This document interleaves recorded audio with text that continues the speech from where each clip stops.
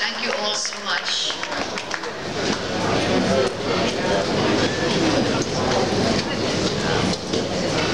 Coming after the Ujama dancers, I'm very sorry. I'm very sorry.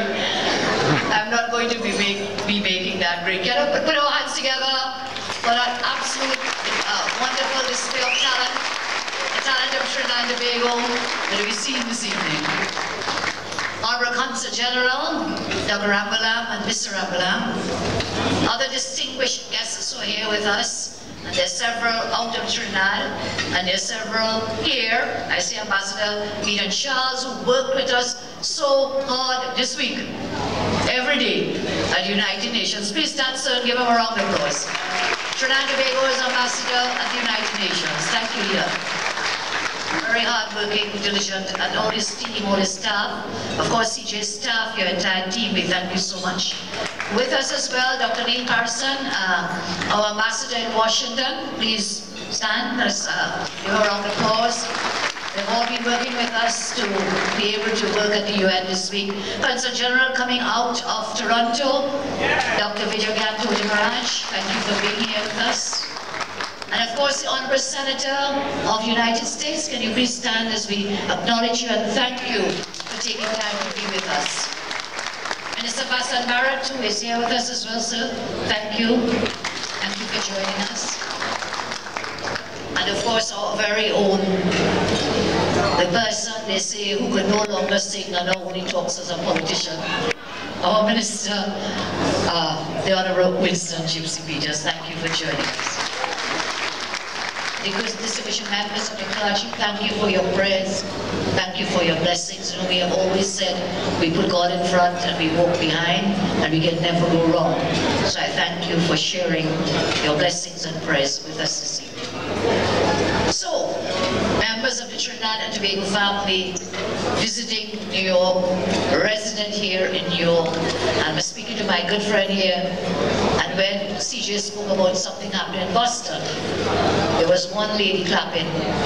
He said, that's my sister, she came from Boston, she's so happy. So even those who are visiting from Boston here in New York, welcome them from other parts of the US visiting with us. So good evening, thank you for this very delightful evening to share some time with you as we celebrate Trinidad and Tobago's anniversary, Republic Day anniversary. 38 years is a good time to pause, to reflect on our history, to reverence our glory and the progress we've made, to share our hopes for the future. As people, this is another opportunity we have to ensure that not even for the shortest moment we allow ourselves to forget how much our nation has grown because of us, and indeed how much we have grown as a people because of Trinidad and Tobago. Today, we have the very distinct honor of being able to say we have not only lived by our history, but rather we have started building the future by our hopes and our philosophy. Of course, I refer to the reforms to our Republican Constitution, which we finalized and passed in Parliament in August of this year. And so, fellow citizens and friends all gathered, I think this evening's commemoration is a good moment to pause, to reflect on some of the hurdles we have had to jump as a nation in our steps forward. As we reflect on those hurdles, we think about the challenges we face, the experiences we have had to walk through with dignity, and the lessons we have had to learn both by error and also the wisdom of our elders. Yesterday at the United Nations General Assembly, I had the honor of speaking directly with colleague leaders around the world, and also listening to how some of our friends abroad have been able to emerge from proverbial ashes. It is also refreshing to be able to sit among world leaders and think beyond simply the things that need action within our borders, but also look at things that require our assistance, our participation beyond our borders, but which impact upon us at the domestic level, at the local level, at the national level. You know the saying, we now live in a global village. And even as I'm speaking now, I'm sure somebody's tweeting, so in this moment, in this instance, every one of you here is probably being seen worldwide because of the technology. So whatever happens in one place impacts either adversely or beneficially to everyone else and everywhere else in the world. And so Trinidad and Tobago can no longer take a stand of being merely an island with an isolationist philosophy and policy. Trinidad and Tobago must take its rightful place on the world stage to promote Trinidad and Tobago, but also to partner with others in a global partnership to make the world we live in a better place and to make Trinidad and Tobago a better place. And so we've seen with greater clarity how in just a few short years Trinidad and Tobago has emerged as a true, faithful global partner in matters of freedom, in matters of democracy, the right to development and lives of dignity, rights to safety and education, and the right to opportunity in an environment which celebrates, above all, harmony in diversity. Many have remarked on it already, but I say if you stand where I am standing now, you would see here a microcosm of our society and of our country, indeed of the world, that harmony in diversity, which we welcome and recognize. And what are some of the things that have made us stronger as a global partner in the world in which we live? As a country which stands strongly on the side of social justice and equity, we continue to be a supportive force in the region for justice and reconciliation within the context of reparatory justice for the victims and descendants of the transatlantic slave trade. We are pursuing those negotiations now for those of our citizens in Trinidad and Tobago and in the Caribbean who were the victims of the transatlantic slave trade and of indentureship. We continue to advocate, support and participate at any level where we can secure sustainable development by honoring the fundamental rights of all people to live free and fair, free of fear and instability. We continue to call for a lasting solution to the decades-old Arab-Israeli conflict, which caused tremendous loss of life and destruction of property in the Gaza Strip and left emotional and psychological scars for those families who lost thousands of their loved ones. Yesterday, we called for the implementation of all relevant Security Council resolutions geared towards resolution of the conflict and lifting of the illegal embargo imposed on the Palestinian people since 2005. We are optimistic that the resolution adopted by the Security Council at Wednesday's summit on threats to international peace and security caused by terrorist acts would be the catalyst for a greater international cooperation in the fight against the terrorist virus. I think none of us will ever forget 1990 and the attempted coup by extremists in Trinidad and Tobago when they sought to overthrow a duly elected government. Today, like the Ebola virus, terrorism is a virus spreading across the globe.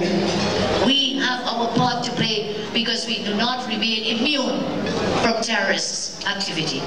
As I've said, we have been victims of such activity in the past, and so we held out our hands. We were proud to co-sponsor with President Obama the UN Security Council resolution to deal with terrorists. Likewise, we have co-sponsored the resolution dealing with the fight against the Ebola virus, and we will continue to play our part in that regard. We have successfully taken forward the Arms Trade Treaty, which, after yesterday's high-level treaty event at the United Nations, now has the requisite number of states parties for entry into force, and that is likely to be December 25th of this year, on a great day, Christmas Day. And that is a very important treaty. We have championed the cause of that treaty from day one in 2010. In my first address, Ambassador Charles, remember, first address at the UN, when I said we must do all we can to have this Arms Trade Treaty enter into force. And why? It is because we are not suffering from those with the weapons of mass destruction, the missiles and the bombs, whatever. In our country, Trinidad and Tobago, the threat comes from the small arms, the guns. Most of the crime, most of the murders come from the use of small arms. And I have been advocating on your behalf from 2010 for that to be included and for that treaty to come on board. It took us 4 years together with our global partners, but I'm very proud to say now that the requisite number of countries have signed on, and it will be in full force in December 2015. On the home front, our advance in the face of challenges continue with determination. We are now at the threshold of a very significant achievement in the area of education. That has come as a result of our vision, our commitment, and the keeping of promises. You may recall one of my former roles as Minister of Education, 1995 to 2001. In that role, I championed universal secondary education for all children. What that meant was that, some of you recall, that every year, 10,000 of our children would write a common entrance exam, but they were abandoned because there was no space in a secondary school for them to go on. And what happened is that the children failed the common entrance exam. The truth was they did not fail, is that there were not enough school places to give every child a secondary school education. In my first incarnation as Minister of Education way back in 2000, under the Pandey administration, we promised and we delivered that every child coming out of the primary school would be given a place in a secondary school. We kept that promise in the hand.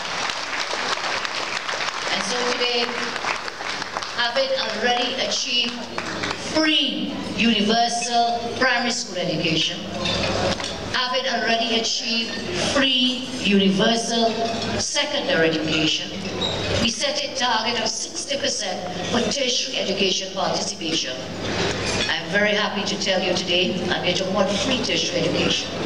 Today in Trinidad and Tobago, my government has surpassed our own target of the 60%. We have now reached 65% penetration, participation, tertiary sector. I am now working towards early childhood education.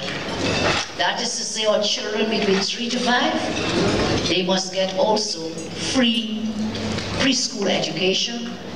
You know, judges have a saying, and some of you remember, give me the child up to age 7, and I will give you the man.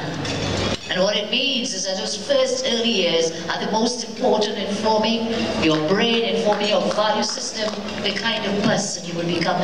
So we are reaching down even further. From ages 3 to 5, we are well on our way to reaching that target of giving our children, 3 to 5 years old, free preschool education in Trinidad and Tobago.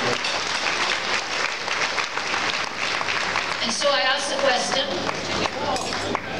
for Republic Day, why am I focusing on these issues? Fellow nationals, this is what we mean when we talk about sustainability in development. When we make decisions for today, it must mean that the people of tomorrow will be better equipped in a safe environment with good opportunities and ample resources to live their lives free of poverty and social injustice. As I close, I want to say that the only way we can achieve sustainable development is that we must focus on education, and that must be a comprehensive and carefully implemented strategy, which brings the education system into the 21st century from early childhood to adult.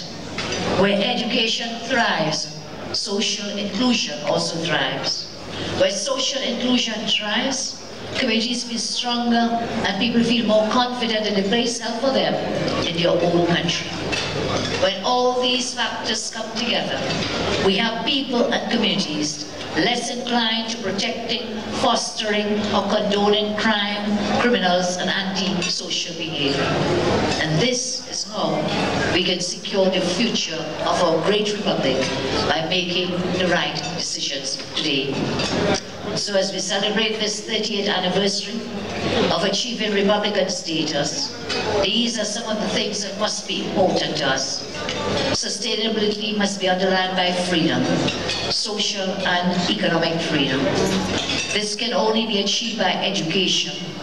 And when we combine the progress on all fronts, we can feel sure saying that our republic stands great for today's people and shall stand even greater for tomorrow's people. I want to thank you all very much for being here to celebrate with us. I want to thank Consul General again and a team for organizing this very impressive, wonderful event where I can meet so many of you whilst I'm here. My last evening, in fact, in New York. Thank you again, CJ.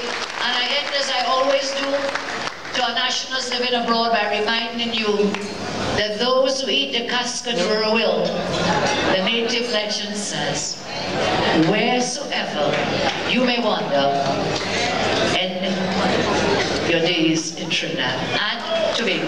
May God continue to bless each and every one of you. May God continue to bless your families. May God continue to bless our great republic, Trinidad and Tobago. I thank you very much.